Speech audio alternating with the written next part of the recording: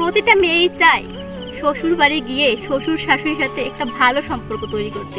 যে মেয়েটা বাবার বাড়ি সবকিছু ছেড়ে তাদের কাছে চলে আসছে, তারা তো কখনো এটা মনে করে না ওকে আমরা মেয়ের মতন করে, মেয়ের তো 5টা দোষ করলে সেটা মাফ হয়ে যায়, তাহলে ওকে কেন আমরা পারবো না? এটা তো কোনো শ্বশুর শাশুড়ি মনে করে না। প্রতিটা বউয়ের কেন এটা ভাবতে হবে আমি এটা করব না, এটা করলে আমার শ্বশুর বাড়ি কেউ কিছু বলবে, রান্না করতে গেলে আমি এরকম রান্না করব? এই ভয়টা কেন একটা মেয়ের কাজ করবে শ্বশুর বাড়িতে গেলে?